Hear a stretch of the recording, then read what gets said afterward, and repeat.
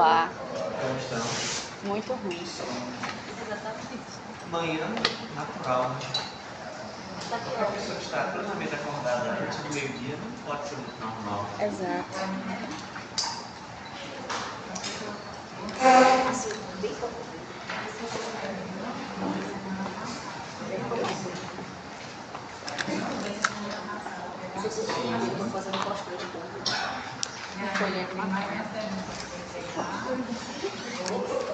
De regra, eu poderia trocar no fogo, acho que é. Aproveitando o presente.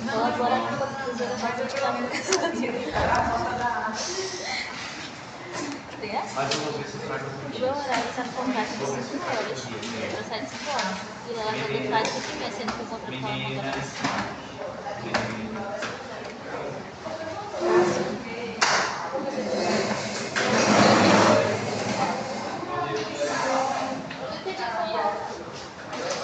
Pessoal, silêncio.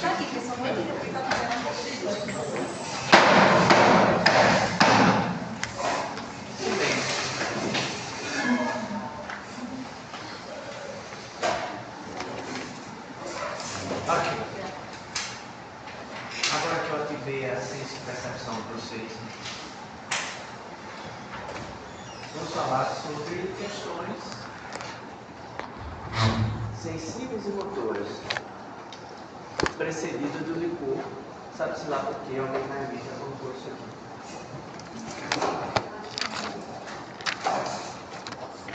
Então vamos lá. Vamos começar pelo licor, que é a parte que vai depois do que a gente viu da fala, audição. Até aí, tranquilo?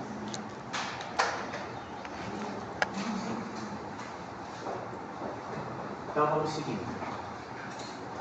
Para que serve o licor? Bom, temos alguns pontos.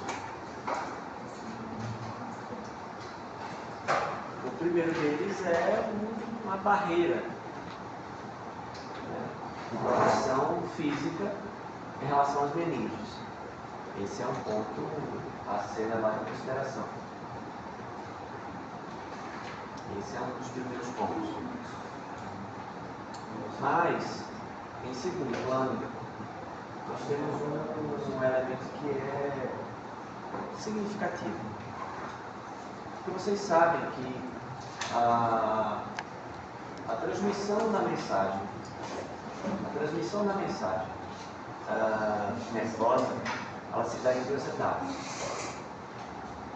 A primeira delas é uma etapa de natureza elétrica, que é realizada dentro do neurônio.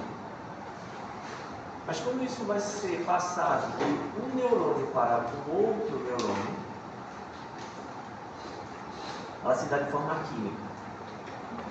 E aí temos hormônios especializados chamados de neurotransmissores. Vocês já estudaram, pelo menos de forma mais residual. Dentro da célula, de uma célula para a outra, é química. Por isso que é dito que a transmissão das sinapses, de uma maneira geral, ela se dá de forma eletroquímica. Elétrica, quando ela é dentro do próprio neurônio, química, de um neurônio para o outro. Então a química seria uma maneira externa, então? Externa ao neurônio ou de um neurônio para o outro, exatamente na parte da sinapse. Até aí vocês estão localizando, então? Ótimo. Só que nós temos uma questão. Que questão é essa? A questão é, nesse espaço sináptico, há uma liberação desses neurotransmissores. Amina, gama-aminoprotínico, por aí vai. Nem todos os neurotransmissores são absorvidos pelo neurônio pós-sináptico. Nem todos. Desses nem todos, Alguns são absorvidos pelo pré-sináptico. Eu jogo aquela quantidade de neurotransmissores, eles não são absorvidos pelo pós-sináptico, eu volto e recapitalizo eles.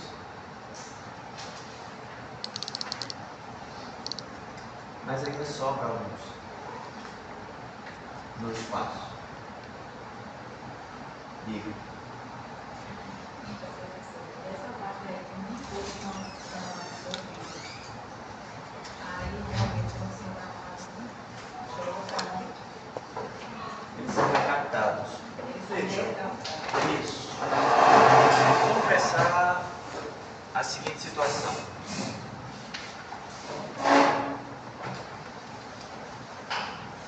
Vamos pensar a seguinte situação.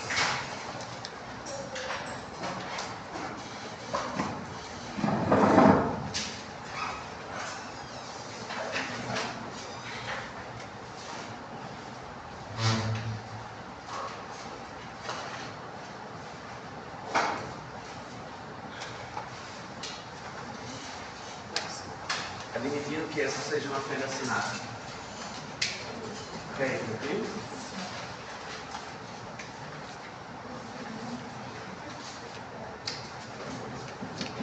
Esse é o pré, esse é o pós. Esse é o que manda os neurotransmissores. Esse é o que recebe. Esse é o excitado e excitante. Vem a mensagem por aqui, e quando chega aqui, na fenda sináptica é liberada uma série de neurotransmissores, não é isso? Aqui. Então, dos neurotransmissores liberados, alguns, vou colocar em vermelho,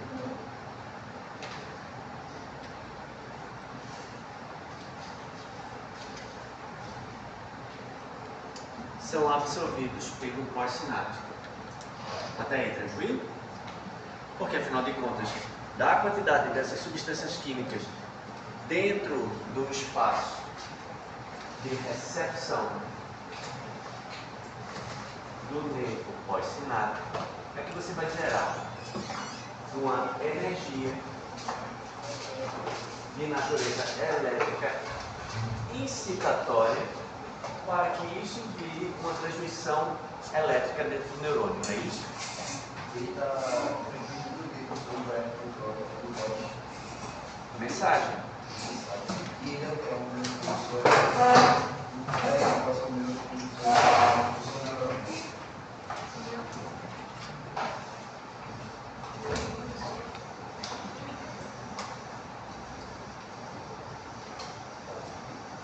Essa aqui é só um recorte. Tranquilo? Então, continuando. Parte do que é jogado não vai ser absorvido pelo pós-sináptico.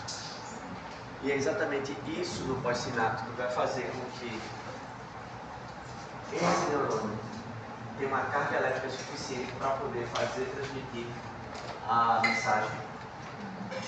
Ótimo.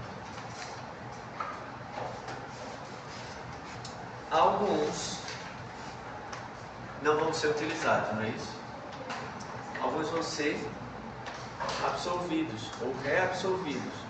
Ou seja, eles vão voltar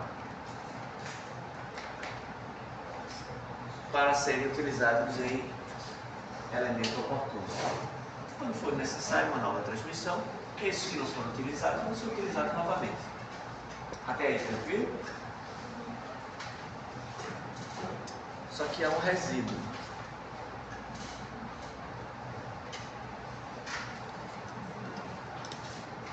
Esse resíduo são neurotransmissores que não foram utilizados na transmissão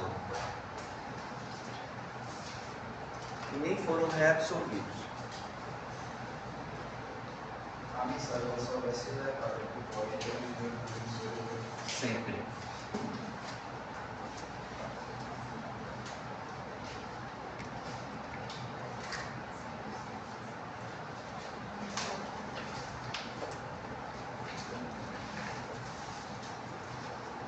Até aí, tranquilo?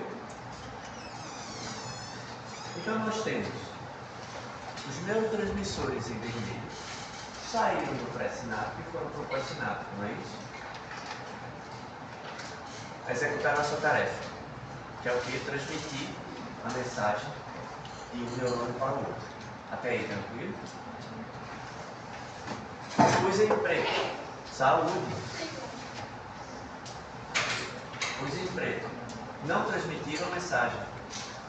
No entanto, puderam ser reabsorvidos para que, em momento oportuno, possam ser utilizados novamente. Até aí, tranquilo?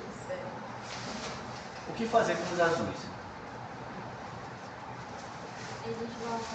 Existem 3 mecanismos de defesa, que eles podem ir para a corrente e lá mesmo ter os... Deixa eu ler aqui. Tem a degradação, que no caso, alguns neurotransmissores eles mesmos vão se autodestruir. Certo? Tem a recaptura que o senhor explicou, que eles vão pegar. Recaptação. E tem a... a difusão para fora da sinapse. É isso que eu quero falar. É exatamente isso que eu quero falar.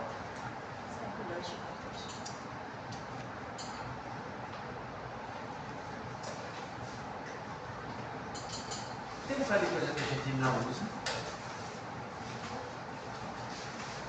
E aí a gente bota naquela cestinha, né? E essa cestinha vai para uma outra cesta, que vai para um depósito, que vai para um caminhão, que vai para outro lugar.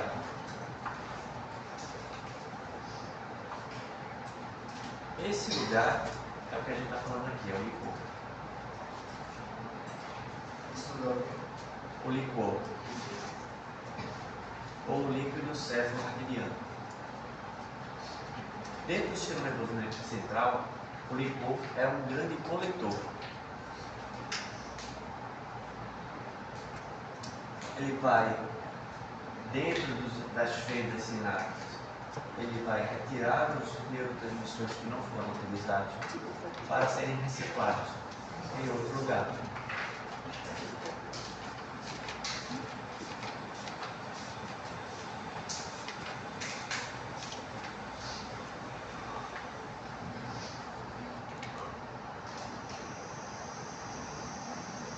Dentro da estrutura em que o licor circula, que é a medula e o sistema nervoso central, dentro desse sistema,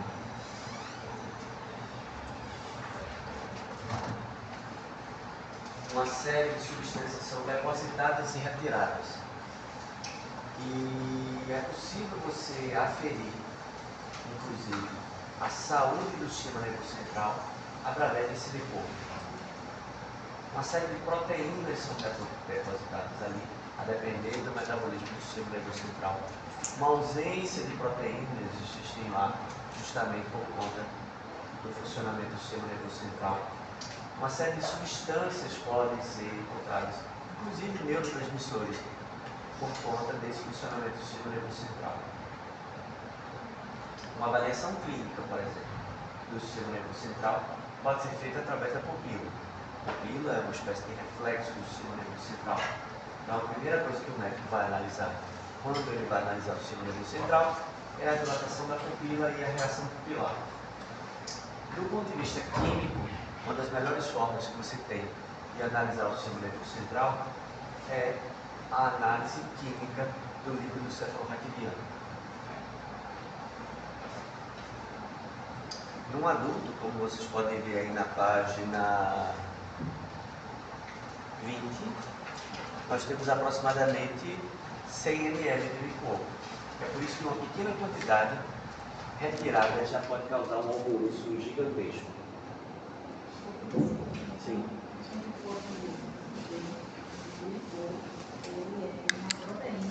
Não. A gente pode dizer que o licor é um líquido que serve de circulação dentro do sistema nervoso central para entregar e retirar substâncias.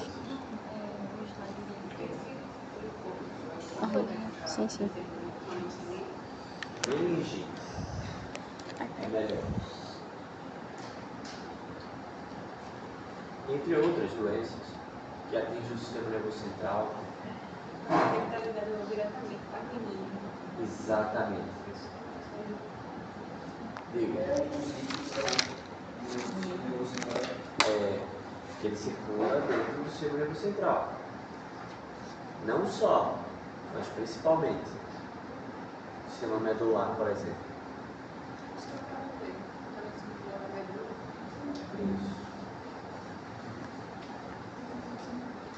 Tranquilo até aí? Eu tenho uma dúvida. No caso aqui na anotação que eu fiz, eles se difundem, esses neurotransmissores se difundem e podem até parar na corrente sanguínea, certo? Isso. Então lá vai ter, vão encontrar enzimas que podem degradá-los. Isso. Onde o licor entra nisso?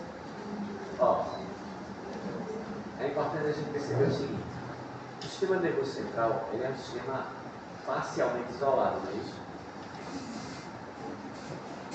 Existe uma camada ao redor do cérebro que, dentre vários nomes, tem uma camada hematopoética, que é uma espécie de barreira que existe entre o sistema nervoso central e o externo. Só que o cérebro não pode viver isolado lá, né? Um dos contatos que se tem é através do licor. O outro dos contatos que se tem é através do vaso sanguíneo. Então, quando você vai estudar a anatomia do cérebro, você pega um crânio, por exemplo, você vai ficar impressionado que fora o forame magno, que é esse buraco que existe na base do crânio, que passa a coluna, que passa a medula, poucos são os elementos de contato que existem com o meio externo. É um ou outro furinho, que é exatamente quando você vê o crânio com o osso, a entrada de uma artéria ou a saída de uma veia. E é isso. Você observar, por exemplo, a caixa torácica, embora ela seja bem protegida pelas costelas, ela é cheia de entradas e saídas. Entre as costelas, ou abaixo, ou cima, ela é cheia de espaço. Mas o crânio não. O espaço encefálico só dá margem para entrada e saída, ou da medula, ou artéria e veia, salvo duas exceções: o meio olfatório, os dois, e os nervos ópticos. São as exceções. Fora o nervo óptico e fora o nervo olfatório. O que tem de entrada e saída é vaso sanguíneo e ou medula. E medula não diretamente, né? Porque ela é através do tronco encefálico. Só para vocês terem uma ideia de como é um negócio fechado. E aí o que acontece? Do metabolismo do sistema nervoso central, o que é que vai acontecer? Ou você vai ter uma saída através do licor, ou você vai ter uma saída através do sistema sanguíneo. E aí você consegue pegar algumas proteínas, alguns marcadores que são reveladores do funcionamento do sistema nervoso central. Seja do licor, que aí é muito mais seguro, seja através da corrente sanguínea, que é menos seguro porque há uma espécie de diluição. Veja que o ser humano, ele tem aproximadamente, um adulto, ele tem aproximadamente 5,5 litros de sangue. E aí eu estou dizendo o ser humano, um homem ou uma mulher. A mulher tem perto de pouco menos de 5,5 litros, o homem tem perto de 6 litros. Óbvio que isso é variável. Pode ter uma mulher que seja muito grande, aí ela vai ter mais sangue. Pode ser que tenha um homem pequenininho, mais mirradinho, e aí ele vai ter menos sangue. Mas, em média, 5,5 litros. Você encontrar poucas proteínas em 5,5 litros solto, é mais complicado. Agora, vai achar isso em apenas 100 ml. do licor. Aí você acha muito mais rápido e mais fácil. Só tem um problema, que é a via de acesso. Achar uma artéria, você achar uma veia,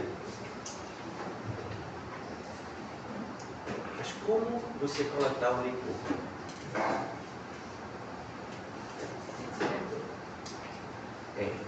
Você vai ter que fazer uma perfuração entre as vértebras. Você coloca o indivíduo deitado de lado, com os joelhos flexionados em direção ao tórax. E aí você vai ter uma curvatura na coluna. Essa curvatura na coluna vai abrir um pequeníssimo espaço entre uma vértebra e outra, a ponto que se coloca uma agulha. Essa agulha vai perfurar esse espaço e vai ter acesso ao licor. Geralmente se tira 4 gotas, 5 gotas de licor. Mas a quantidade de licor é tão pequena que o indivíduo deve ficar 1 hora imóvel para que o sistema se equalize. Se o indivíduo não ficar, ele vai ter uma dor de cabeça infernal. Gotas. Mas isso é tão denso de informação que é a melhor forma de você ter acesso ao sistema nervoso central. Então, por exemplo, uma das melhores formas de você identificar a meningite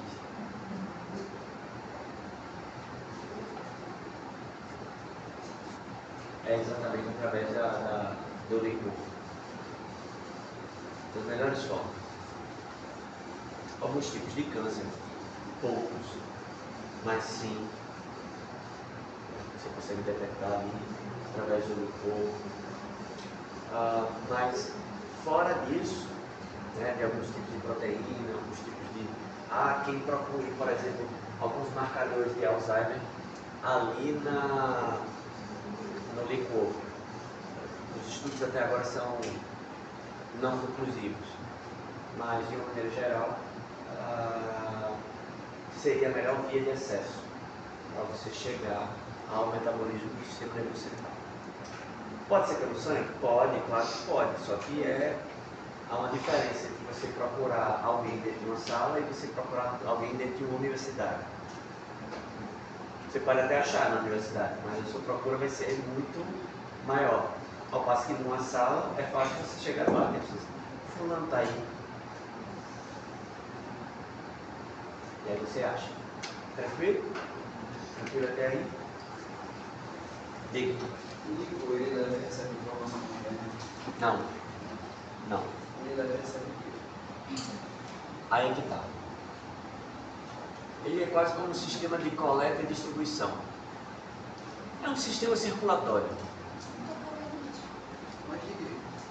É um sistema circulatório. Mas é um sistema circulatório que faz com que você retire resíduos de determinados locais. Só.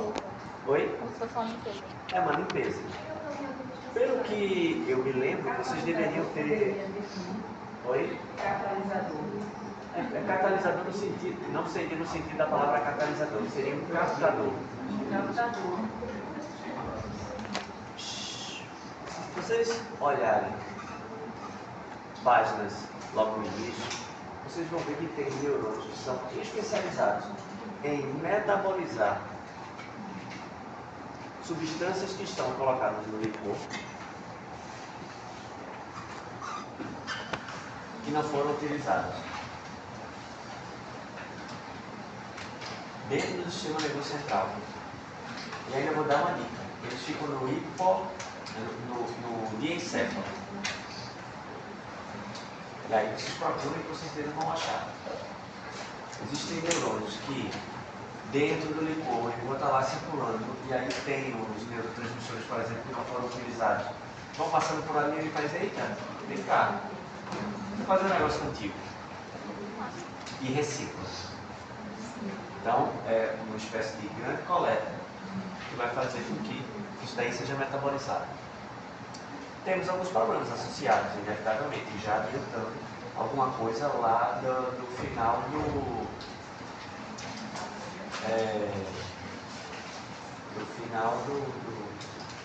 dos nossos trabalhos.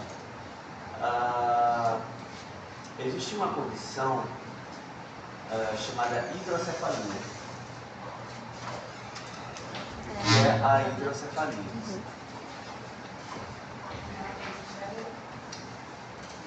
Literalmente, o nome denota isso, né? Água do cérebro. Algumas crianças é um sistema, vamos colocar assim, hidráulico. Deixa eu jogar um nome vulgar, que não é. Mas é um sistema hidráulico, onde você tem um sistema descendente do ponto de vista posterior e ascendente do ponto de vista anterior. Há uma circulação. E aí o que acontece? Para essa circulação acontecer, existe uma série de válvulas nesse sistema que faz com que o licor passe em uma direção, mas não passe em outra. E aí, na medida que o indivíduo vai se mexendo, ele vai se movimentando, isso aí vai fazendo alterações e modificações. Só que algumas dessas válvulas, em algumas pessoas, elas são defeituosas. Por exemplo, elas podem não deixar passar o licor, porque aquele licor, na medida que ele vem de um lugar e não passa, ele vai se acumulando. Como o sistema nervoso central começa a perceber que numa parte do licor está faltando, ele produz, embora ele tenha a quantidade suficiente. E aí vai aumentando a quantidade de licor no sistema e se acumulando num ponto específico. Essas válvulas, curiosamente, ficam na parte anterior, superior da cabeça. E é exatamente essa parte que vai aumentando o volume dos bebezinhos. Se você coloca uma luz no indivíduo que tem hidrocefalia não tratada, atrás da cabeça da criança, você vai ver a luz através da pele. Porque quando você olha no crânio infantil, você vai perceber que tem uma grande quantidade de cartilagens, não é isso? É um negócio bonitinho que as pessoas chamam de moleira. Moleira, na verdade, não tem esse nome do ponto de vista anatômico. Se chama fontanela. Essa fontanela, ela é extremamente maleável, apesar de ser feita de cartilagem. Então, se você vai aumentando o volume intracraniano, ela vai abrindo. Não é como um osso, que se você aumenta o volume, você aumenta a pressão intracraniana no adulto. A criança tem a cartilagem, então ela vai abrindo. E é isso que faz aquele formato da cabeça grande cheia d'água, que não é água, é licor.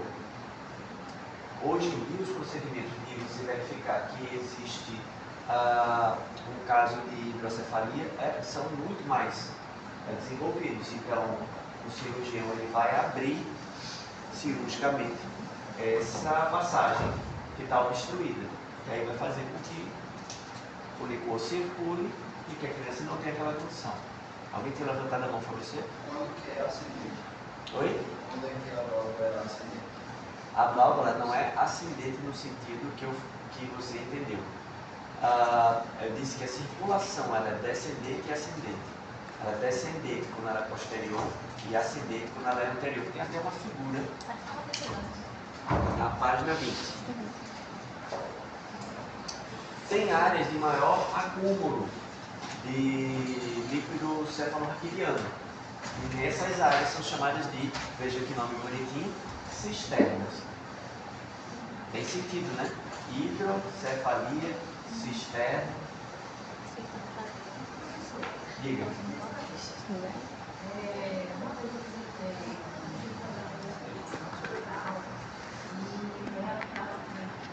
tem, Hidrocefalia.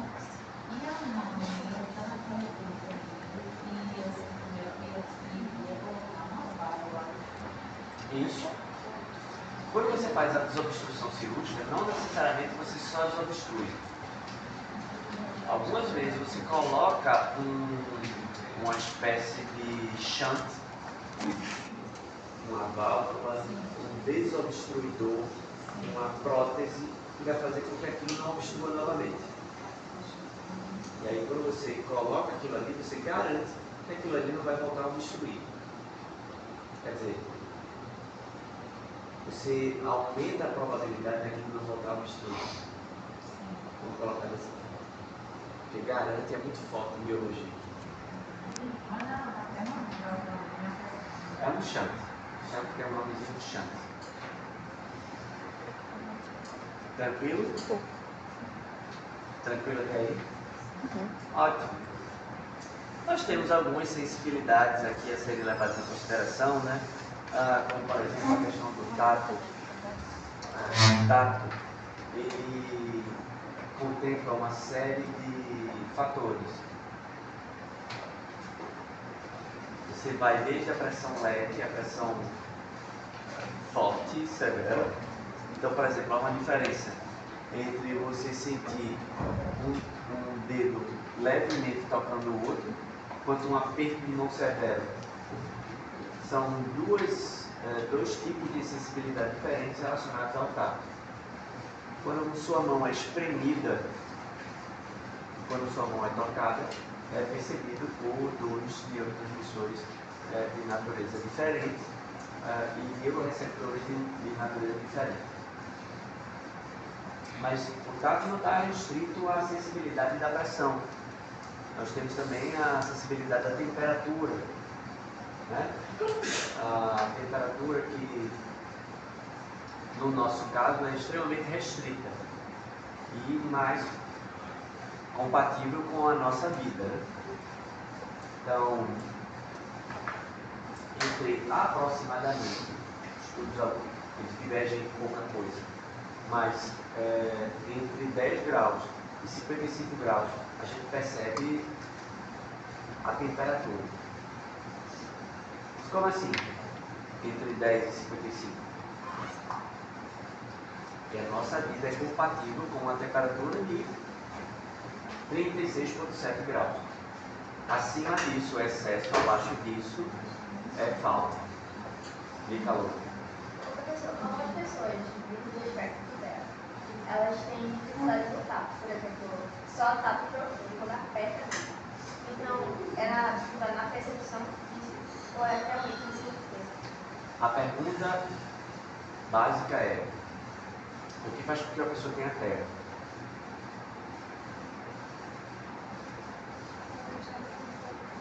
Essa é, para mim, a pergunta. Porque o sintoma é aquilo que emerge, de acordo com a definição da psicopatologia. Então, por exemplo, a pessoa tem frio quando está com febre. Você vai analisar o frio ou o que causa febre? Ótimo. E aí vem a questão: o que altera? O transtorno do espectro autista, como o próprio nome diz, autismo, ou seja, uma pessoa que está voltada para si mesmo, é uma pessoa que não quer contato com o mundo. Se a pessoa não quer contato com o mundo, ela não quer ser lembrada que o mundo existe. Por isso que, quando existe um som que está incomodando, geralmente a criança com terra. Quando você olha no olho dela,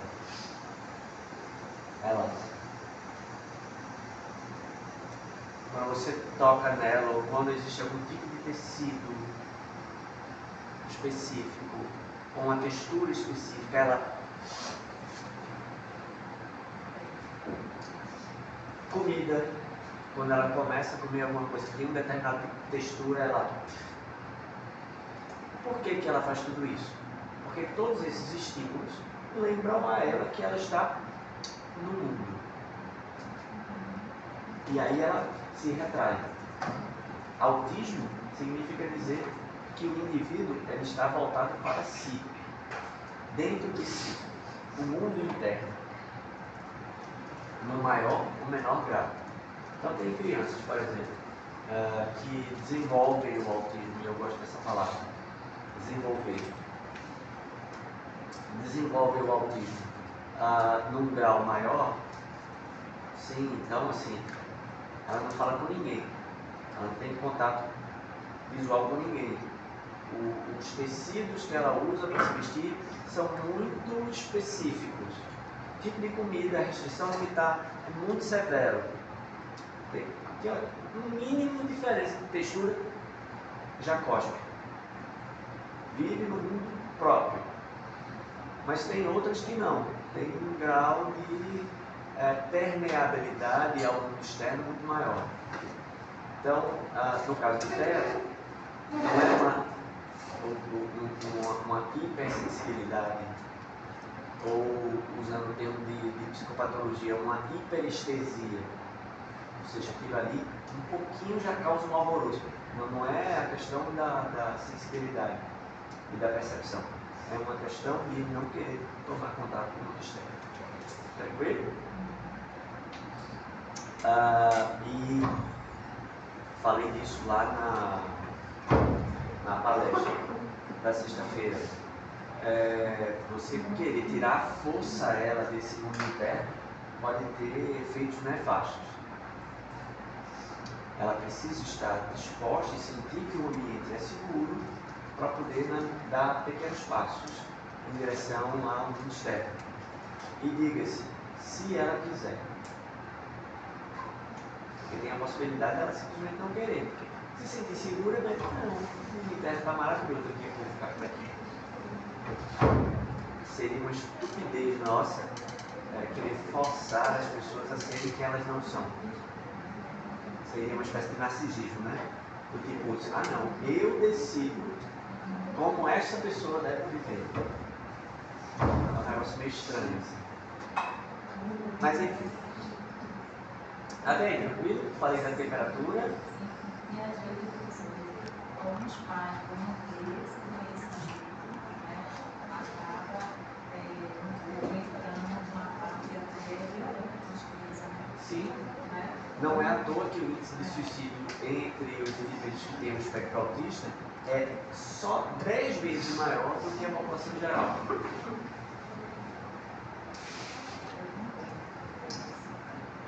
Cara, enfim. Temperatura.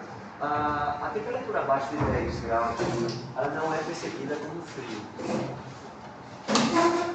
A temperatura abaixo de 10 graus ela é percebida como dor. A mesma coisa vale para a temperatura acima de 55 graus. Ela também é percebida como dor.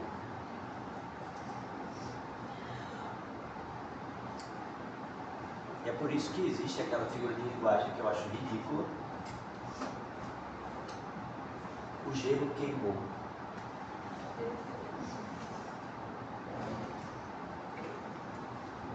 Gelo não queima, gelo gela. É por isso que a lesão causada por gelo é chamada de geladura.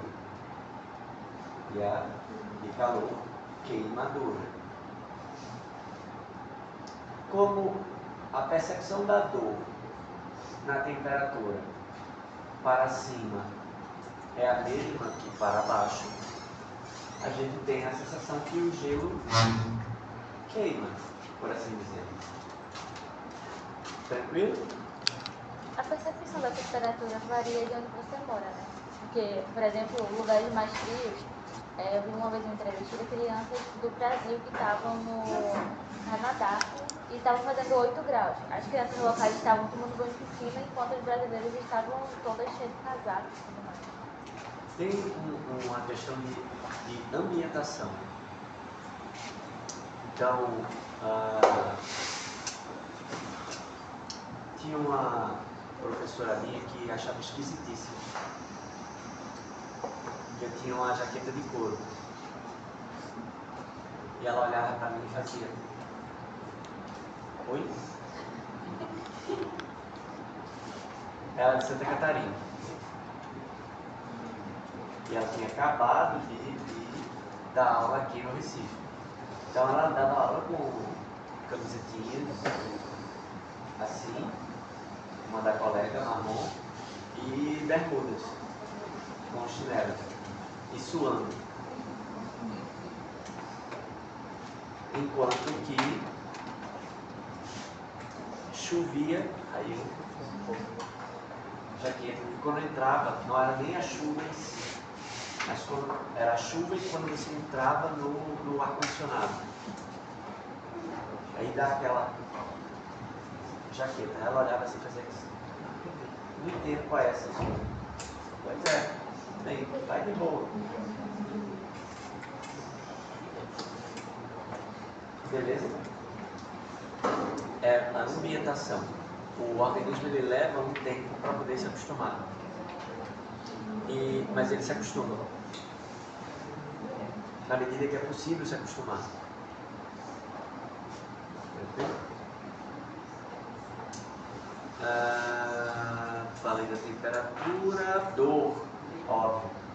Receptores de dor. Receptores de dor, eles são distribuídos desigualmente no corpo.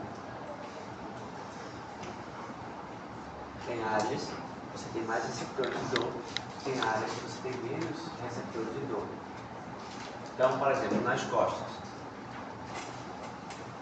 você tem menos receptores de dor. É por isso que, até de maneira involuntária, quando você vai levar uma porrada, ou você percebe que vai levar muita porrada, o que você faz é você dar as costas e se encolher. Porque você sabe que você aguenta mais porrada nas costas. Não que você aguente, mas pelo menos dói menos.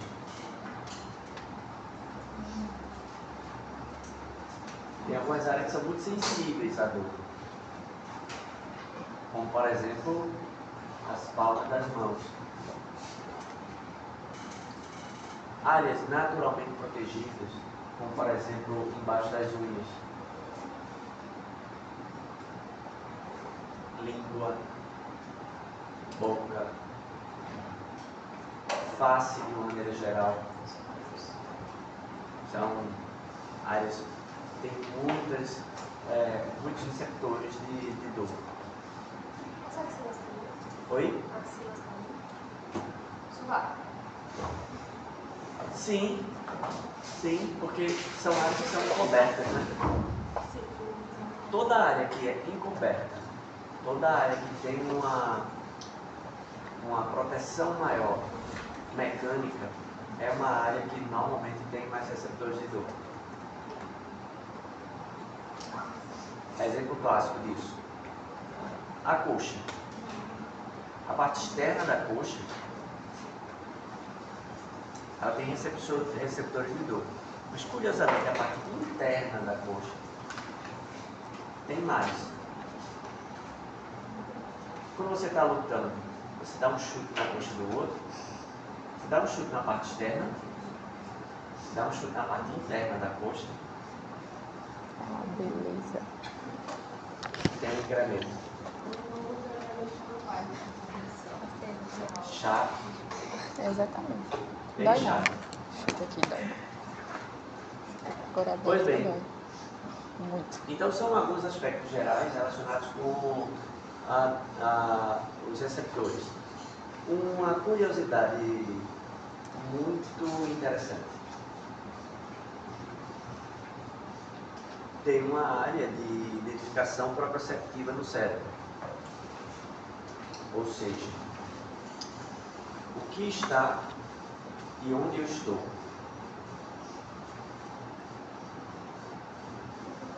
Se alguém toca na minha orelha, eu sei que parte da orelha e que orelha essa pessoa tocou. Se alguém fura um piercing na minha orelha, eu sei exatamente onde é isso. Uhum.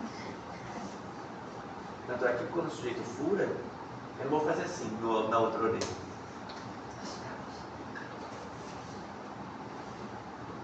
Eu não vou fazer. Isso para a percepção tátil e externa, voltada para o tecido tegumentar, a pele. Agora, quando você vai para o entero, quando você vai para estômago, intestino, coração, pulmão, a coisa pode ser bem diferente. Porque você precisa de precisão na parte externa. Se eu quebro uma perna, eu preciso saber qual é a perna que está doendo. Se entra uma farpa no meu dedo, eu preciso saber qual é o dedo que entrou a farpa. Mas se eu estou tendo um infarto, faz diferença saber? Na natureza não faz diferença porque você não pode fazer nada. É por isso que na parte entero existe, devido ao cruzamento inclusive de receptores, os nervos eles se entrecruzam, uma possibilidade de você sentir dor numa área que não é responsável pela dor. Diz. Essa parte de sentir uma farpa no dedo é interna ou externa? Vale para o externo. Sim. Só para o externo. Tudo que é tecido tegmentado vale como externo. Pessoas que não sentem dor, ela não tem um receptor de dor ou o sistema nervoso não reconhece? Vamos chegar aí. Na parte interna pode haver um cruzamento de dor. Então o indivíduo que está tendo uma crise de vesícula, ele pode sentir dor no baixo ventre. O indivíduo que está tendo um infarto pode sentir uma dor no estômago ou nas costas. O indivíduo que está com uma dor ao respirar da pneumonia pode sentir uma dor abdominal. Pode haver esse intercruzamento de informações. E é por isso que tem um teste muito curioso chamado teste rebote. É um teste clínico. Às vezes, não, estou sentindo uma dor no estômago, tá? No estômago todo. A médica vai pegar o dedo indicador e juntar com o dedo médio e vai fazer uma pressão na área que a pessoa diz que está sentindo dor. E depois ele solta repentinamente. Do ponto de vista clínico, quando aquela é uma área de dor, quando você solta, a pessoa sente uma dor mais intensa. A pessoa, é aí. Tipo apêndice, né? No apêndice é uma dor, exatamente, é exatamente esse tipo de teste que se faz. A dor. Do ponto de vista estatístico, as pessoas que não sentem dor, geralmente não sentem porque o nervo não está captando. Tem algumas coisas que podem provocar isso. Hanseníase. O bacilo, ele ataca o nervo. Então o nervo ele não passa a transmissão. Aquela área fica, abre aspas, dormente. Diabetes. Também causa a deterioração do nervo. Problema de circulação. E aí, por problema de circulação, inclui-se problema cardíaco. Também pode provocar, né, analgesia local. Agora, tem uma condição extremamente rara, só uns 60 casos foram noticiados, quando a parte da percepção do cérebro da dor ele não funciona. Então tem gente que tem uma parte do cérebro que é responsável por perceber a dor e não funciona. Isso é extremamente raro para valer. Na história da medicina inteira, aproximadamente 60 casos foram registrados. Então você olha assim e fala, eita, é mais fácil ser um outro tipo de afecção. Tranquilo? Tranquilo até aí? Ótimo. Então vamos seguindo.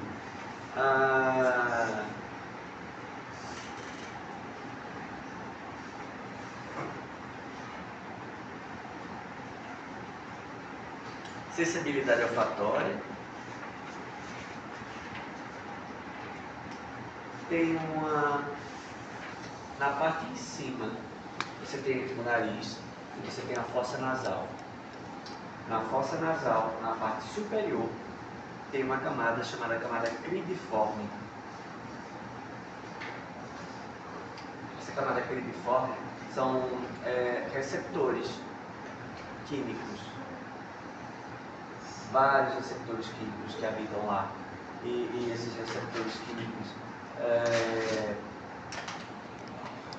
eles têm áreas de encaixe químicos.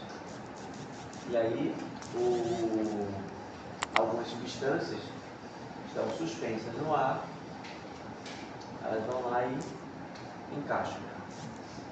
Quando essa substância química vai lá e encaixa, esses receptores são ativados.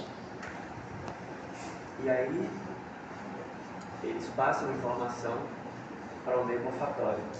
E o meio olfatório vai direto para a base do cérebro.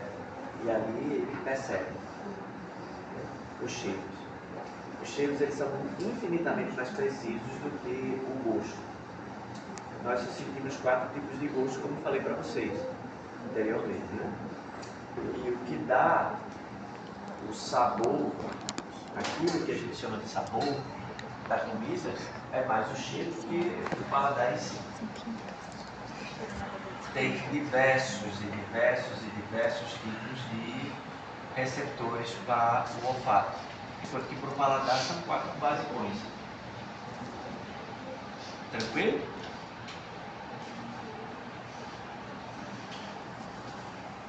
Depois vocês vão conhecer uma coisa chamada Naegleria. Bem divertido, Naegleria. Não para quem tem a infecção dela. Já que a gente falou de cheiro, vamos falar um pouquinho de gosto. Porque também existem receptores, né? No caso do gosto da língua. Quem sente o gosto é o cérebro, mas quem recebe a informação é a língua. Em alguns casos de vocês eu fico até preocupado. Porque se alguns de vocês forem à praia, é capaz de bronzear a língua de tal forma que não vai sentir o gosto. Tanto que falam.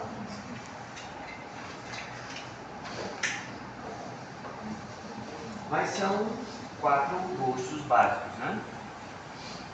O doce, o salgado, o azedo e o amargo. Dos 4, 3 são de perigo. O doce não. O doce é Vanessa. Açúcar na natureza, acessível ao nosso sistema digestivo, é extremamente raro. Vou até repetir. É extremamente raro. É tão raro que se você tiver essa fonte de energia disponível, cai dentro. Não economize. Cai dentro.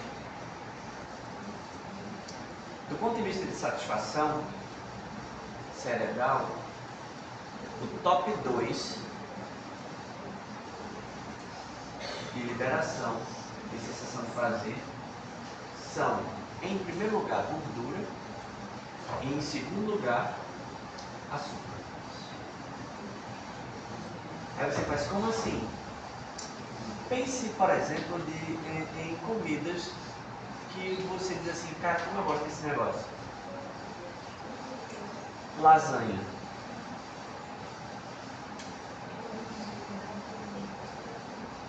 Lasanha é carboidrato, né? E se transforma em quê? Açúcar.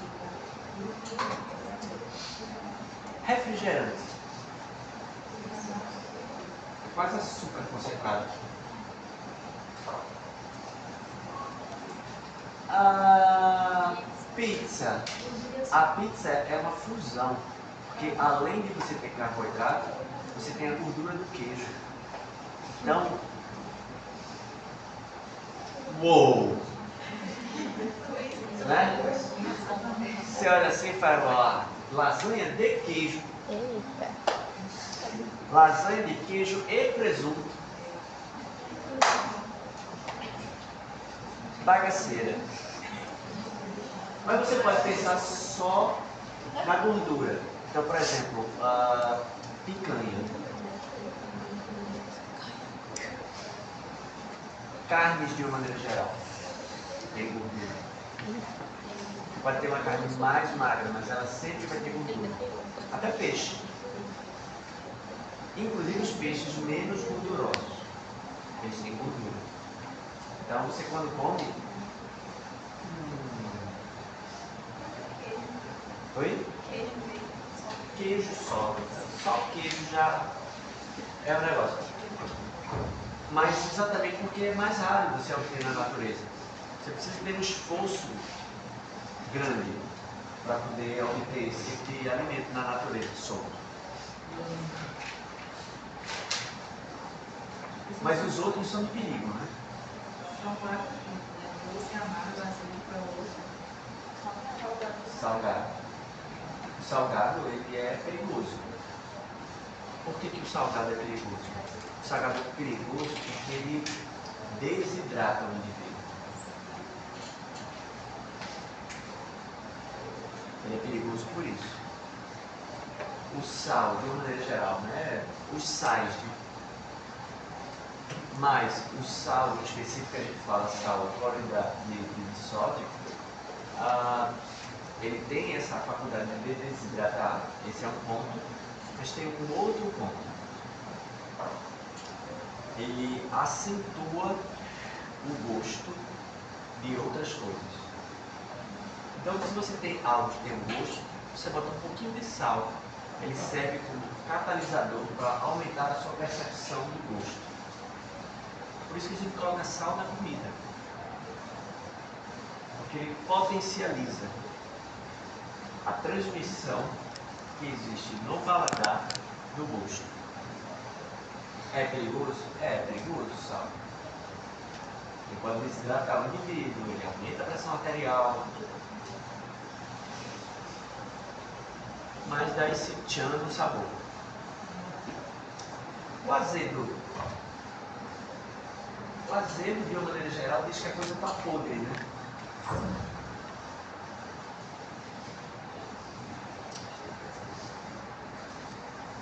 Queijo, por exemplo. O vinho. Eles são produtos de fermentação, não são? Por isso que tem aquele gostinho azedinho.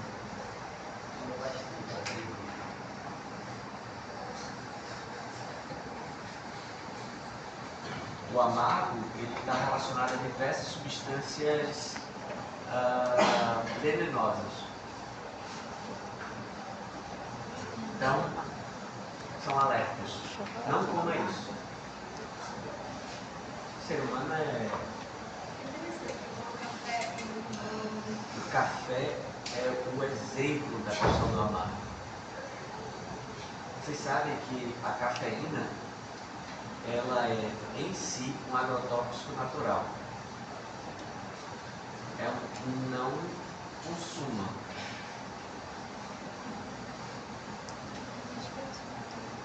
Não consuma. Não.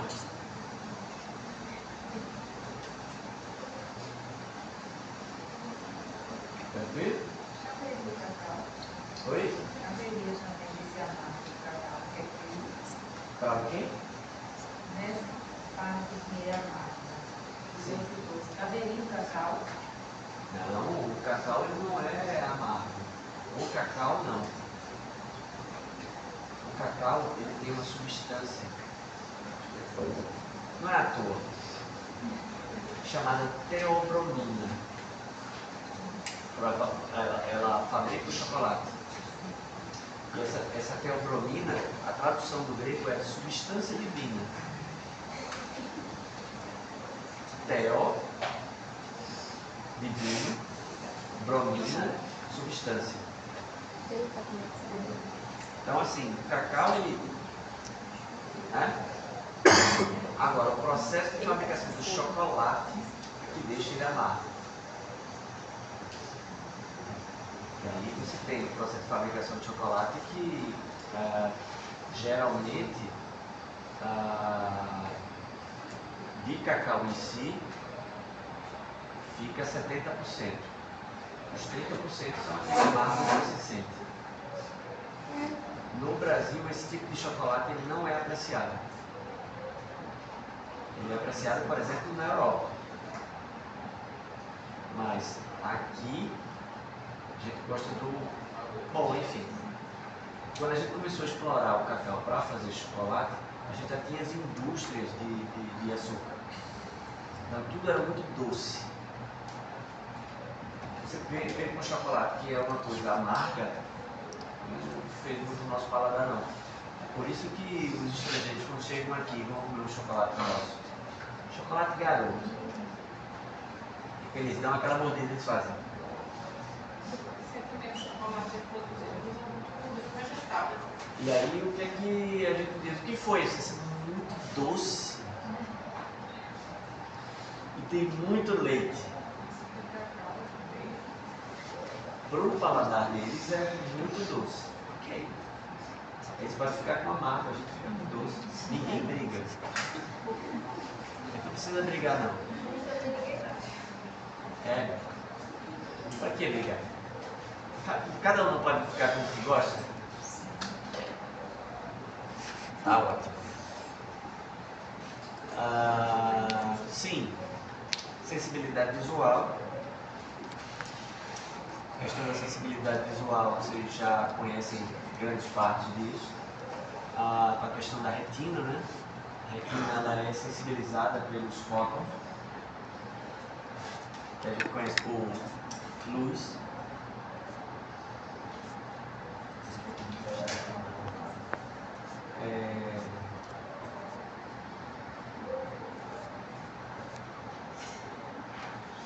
Tem a excitação, excita a retina, e essa excitação ela vai pelo nervo óptico até passar pela degustação e chegar ao lobo occipital. Mas tem um ponto que a gente tem que levar em consideração. O ponto é que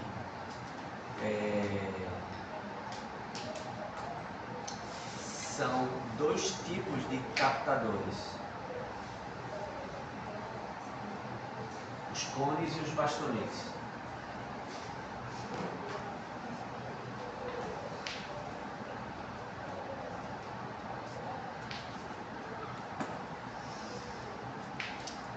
Se vocês olharem as figurinhas, como por exemplo, estão aí muito bonitinhas,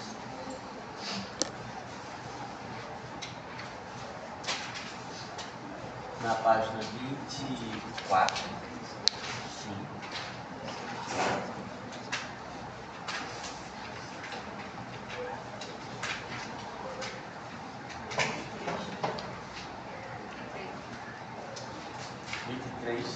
Para 24. Ok. Porque vocês têm uma diagramação diferente. Tá aí. Tá aí.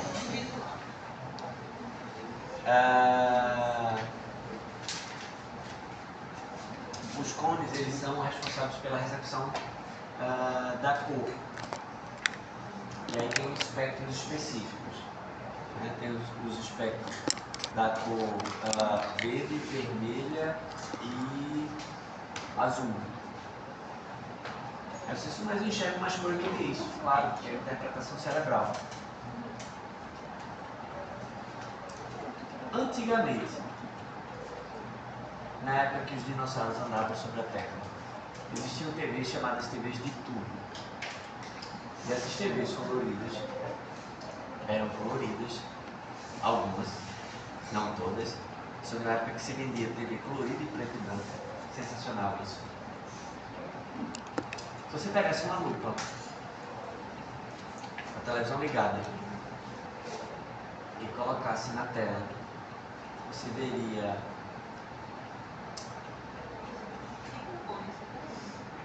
pequenos elementos de cor: verde, azul e vermelho. combinados na imagem geral, ficavam coloridos.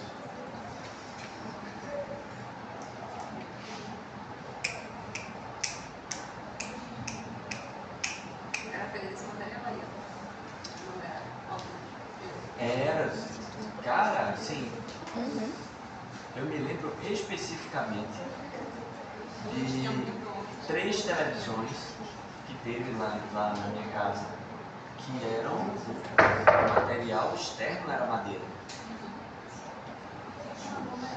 É um negócio esquisito. Quando veio uma outra televisão, é fininha, é bom que elas são extremamente caras e qualquer coisa, você eita, queimou a placa de vídeo, compra outra. Fantástico. Aquela dali. Era quando você ligava, tinha uma ionização, era um campo iônico. Aí a pele fazia ali o pelo e eriçava. As pessoas diziam, não fica perto da televisão, porque a radiação da televisão vai fazer mal ao olho. Adorava assistir aquilo. Muito divertido. Era irritante na época, mas hoje olhando é divertido. Pensar que então tem uma radiação aqui, não. Radiação não, querido. Radiação é demais. Mas os cones têm uma característica. Para eles captarem a onda de cor, eles precisam de uma intensidade fotônica. Ou seja, a luz precisa ser intensa o suficiente para você captar a cor. Ô professor, uma dúvida. A questão do gênero afeta a visão? Por exemplo, mulher enxerga mais cor que homem, coisa assim? Assim, não existe variação significativa de gênero. Existe variação significativa de pessoas. Tem pessoas que conseguem enxergar mais nuances que outras. Algumas pessoas podem dar mais atenção a nuances que outras. Então, por exemplo, alguém vai olhar e vai dizer, no caso do mundo masculino, isso é azul. Isso é azul. Isso aqui é azul. Sabe? Azul. Mas tem pessoas que são mais cuidadosas. Ele diz assim, isso aqui é azul, ciano, acrobático, caribenho. Sabe?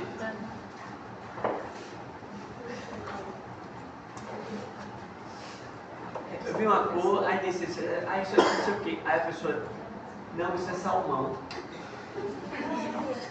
Eu não pensei que era um peixe, não, é um peixe isso aqui. É um peixe isso. É um negócio esquisito, né? Eu acho muito esquisito. Mas enfim, é mais nesse sentido.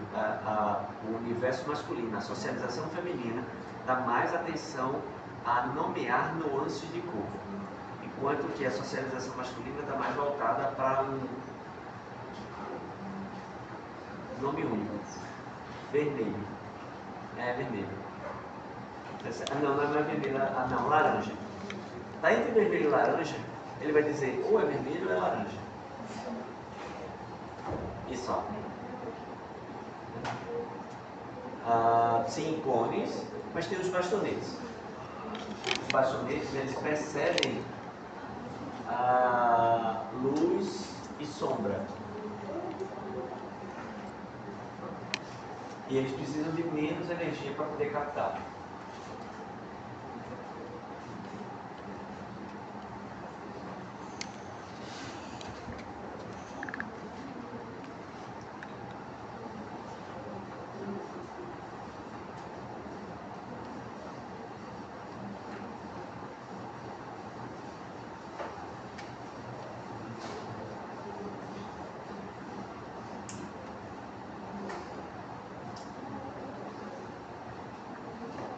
Imagine vocês, por exemplo, entrando numa sala de cinema.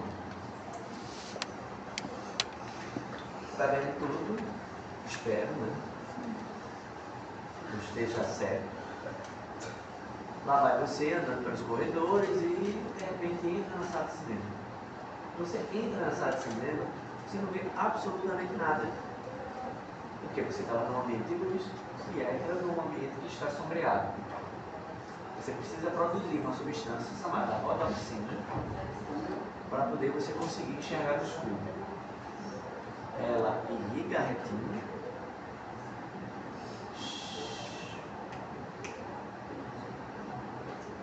Ela irriga a retina e você fica mais capaz de enxergar no escuro. Só que quando você entra no cinema, você vê tudo colorido lá dentro, ou vê tons de claro, escuro e cinza. Tem pouca luz para os cones funcionarem, mas tem luz suficiente para os baixamentos. Por isso que você não vê ali, logo quando você entra na sala de cinema, as cores do lugar. Você entra. O que o teu cérebro diz é, o importante agora é ver, não com detalhe.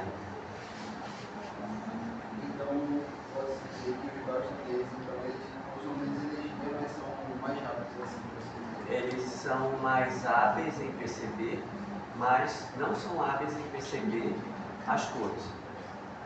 Então, como ele usa menos energia, ele vai no básico. E o que é básico? Percepção. Enxergar. Preto, branco e cinza está bom demais para você. É o kit básico. Na medida que vai tendo mais luz, aí você vai acrescendo o ponto. Você está vendo a cadeira, mas você não sabe que cor é ela. Quando termina o filme, que acende as luzes, que você fica todo encandeado, adora esse nome, e que a rodopsina ela é queimada da sua retina, você abre os olhos. Você consegue ver que a cadeira é marrom, o detalhe é preto, o número da sua cadeira está assinalado em azul. Você consegue ver detalhes, porque tem luz suficiente. Certo?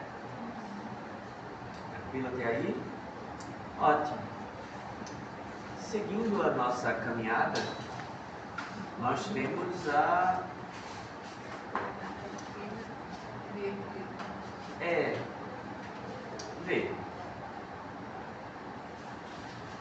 O sistema cócleo-vestibular, como o próprio nome já está dizendo, tem duas funções. Uma delas é o equilíbrio, é o sistema vestibular,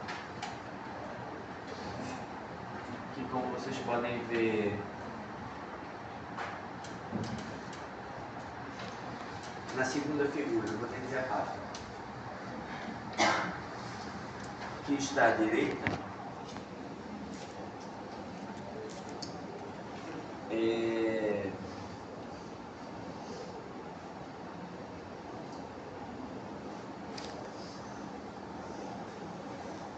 tem um gel com neuroreceptores em arcos do sistema vestibular em 3 direções, que são as 3 dimensões que o indivíduo pode estar: eixos X, Y e Z. À medida que a nossa cabeça fica em relação à gravidade da Terra, esse gel movimenta o cílio que informa a você em que posição você está.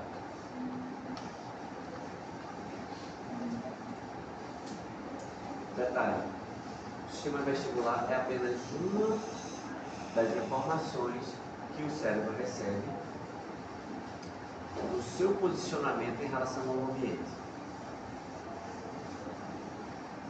Se fosse só esse, ninguém ficava tonto.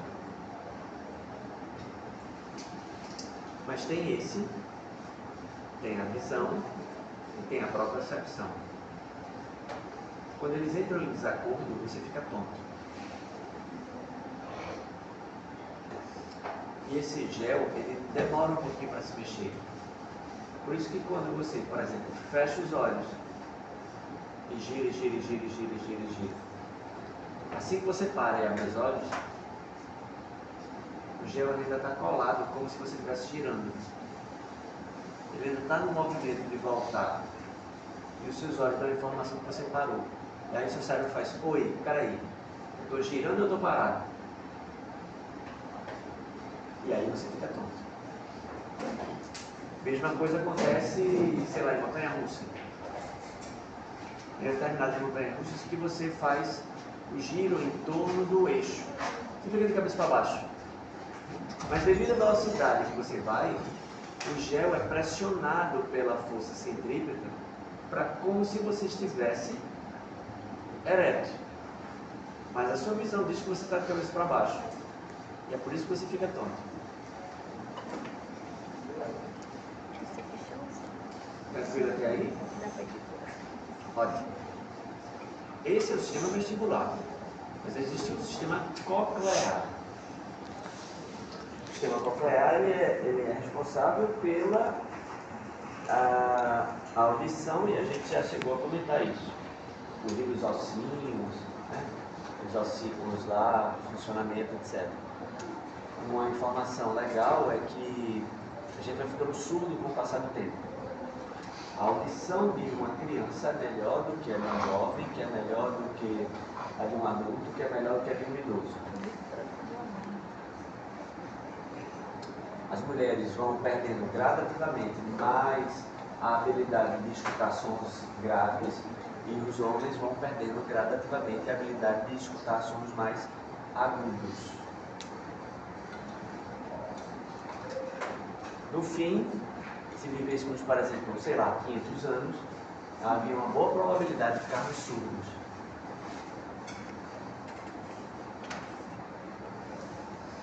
Que tem uma sabedoria, né? Nisso. Porque eu acho que com 500 anos a pessoa já não tem paciência para coisa nenhuma. Então, quem quer que viesse falar com você, você virava a cara assim, estou escutando? Estou nem aí para você. Tem uma certa sabedoria. Tem uma certa sabedoria também, como já citei, essa é a piada clássica. Casais heterossexuais, para se suportarem. A mulher vai perdendo a capacidade de escutar o som grave. Ela vai deixando de escutar o marido. E o inverso também é verdadeiro. Os homens vão deixando de escutar os sons agudos. Eles vão deixando de escutar suas esposas. É a maneira da natureza tentar manter o casamento. E se você escuta, é possível que... Né? É duradouro, né? A natureza parece que ela corrobora, né? Eu acho que as pessoas que tinham a habilidade, no caso das mulheres, que tinham a habilidade de escutar o grave, e os homens que tinham a habilidade de escutar o agudo, se mataram e não geraram filhos. Foi uma espécie de seleção natural.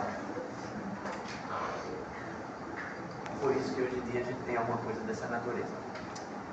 Até aí, tranquilo? Beleza, então vamos falar sobre uma coisinha que é uma coisinha relacionada com o sistema eferente, que é o sistema motor. O neurotransmissor mais comum no corpo humano inteiro é a danada da acetilcolina. Acetilcolina.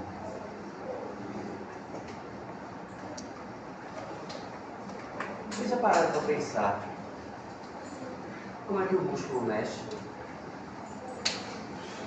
É a transmissão de um neurônio para outro?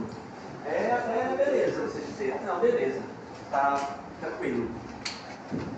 Um neurônio vai para o outro, isso aqui que gera um estímulo elétrico, desse aqui vai para o outro, não é isso? Para mexer o músculo. Uma coisa é você transmitir uma questão química, a outra coisa é você provocar movimento.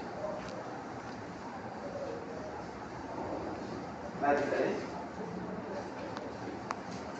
Só que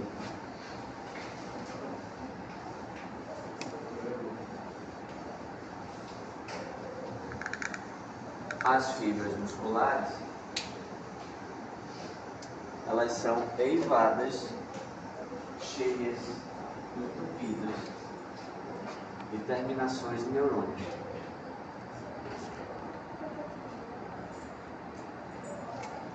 Você só ramos químicos. Várias feixes. E aí o que acontece? Tem o sistema nervoso central ou até mesmo o periférico, dependendo se for um arco reflexo, como vocês já conhecem. Manda uma informação, fecha esse músculo. E aí vem sinapse, até que chegue a esse ponto. Quando chega a esse ponto, o que é que acontece? Ele vai dizer sinapse e o músculo vai dizer, você nem faltou a língua. Como assim? Mas aí libera, nesse último ponto sináptico, uma substância.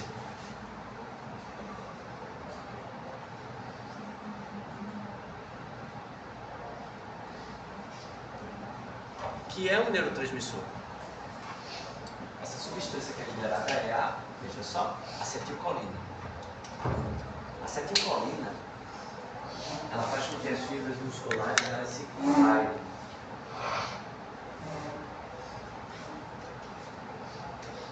Uma coisa é eu liberar a acetilcolina e uma fibrinha de nada mexer. Outra coisa é eu dar uma enxurrada de informações para que esse monte de músculos recebam uma enxurrada de acetilcolina e aí eles todos vão se mexer ao mesmo tempo. Imagine, por exemplo, uma pessoa empurrando a porta. Tem alguém querendo entrar e você está empurrando a porta. Você sozinho empurrando a porta é uma coisa. Agora imagine que você está empurrando a porta e atrás de você tem alguém empurrando o seu ombro e atrás dessa pessoa tem alguém empurrando o ombro dela e assim sucessivamente até 20 pessoas. Uma pessoa só é uma coisa. 20 outra, não é isso? Para a pessoa entrar, ela vai precisar fazer muito esforço para poder vencer a resistência dessas 20, não é isso? Agora imagine milhões de fibras musculares agindo ao mesmo tempo. É por isso que a gente consegue ficar de pé. Por isso que a gente consegue suspender uma cadeira.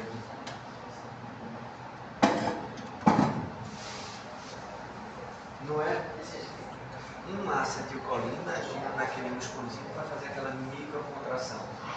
Não é isso. São vários músculos que encadeados recebendo acetilcolina contraem juntos e ao mesmo tempo. É por isso que a força existe. A força de toque muscular, ela age justamente porque existe uma enxurrada nesse sentido.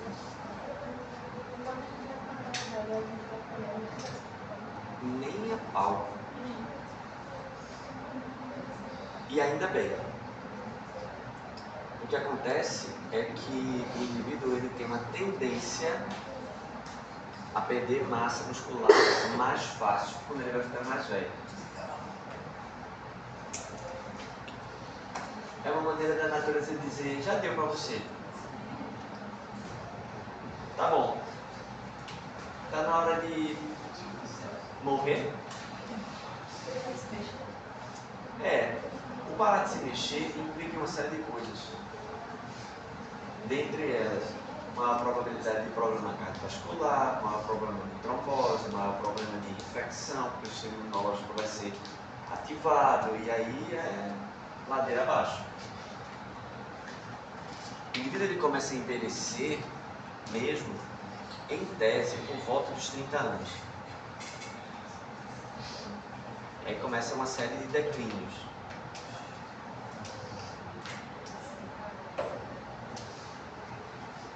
Em todas as áreas? Não.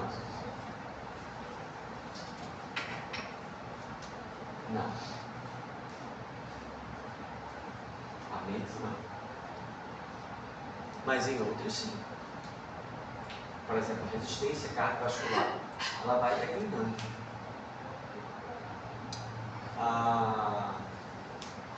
O sistema imunológico, o indivíduo vai ficando com a depressão autoimune. Então, o indivíduo ele vai ficando mais suscetível a infecções à medida que vai passando o tempo, depois dos 30. Lesões, problema de recuperação de lesão, tudo vai ficando mais difícil. Até que o indivíduo arrasta para cima.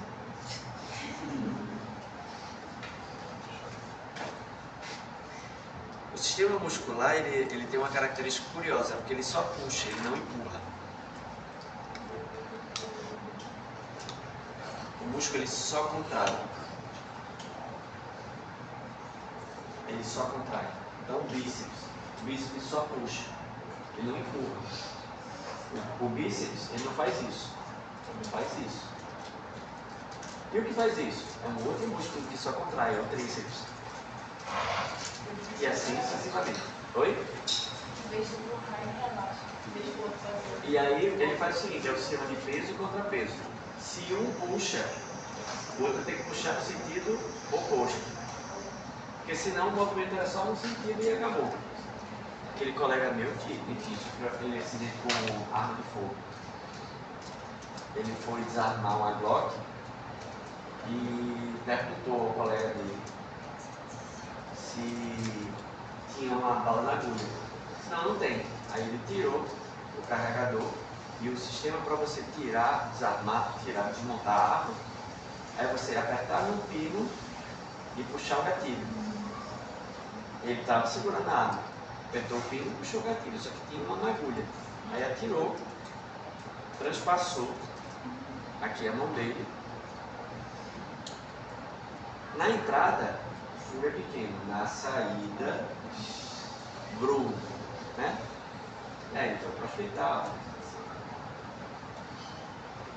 Para a contração do dedo mínimo, ele faz isso aqui. Agora aqui, cadê a musculatura para puxar de volta? Então se ele fizer isso aqui, empurrar, se ele empurrar o dedo mínimo, ele fica, se contrai, ele contrai, se bota de volta.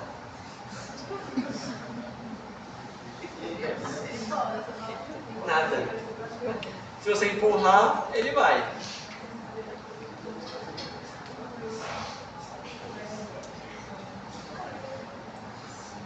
Bom, ele não tocava bem violão, então não vai fazer tanta diferença para ele. Era péssimo.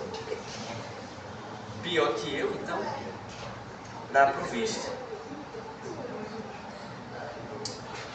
Tranquilo até aí? Tranquilo?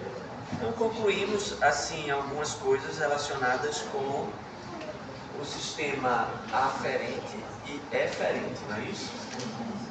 Tranquilo até aí? Ótimo. Representante.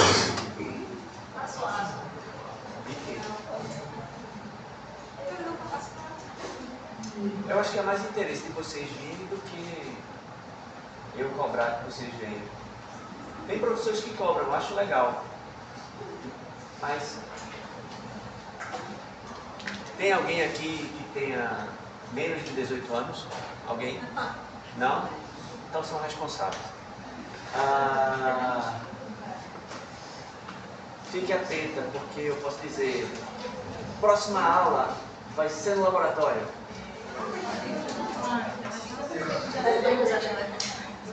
Tem que usar jaleco. Sem jaleco não entra. Não. Diga. É como eu disse para elas, eu quero pegar os piores alunos, colocar em cima das provas e queimá-los todos. Eu vou ver se eu trago.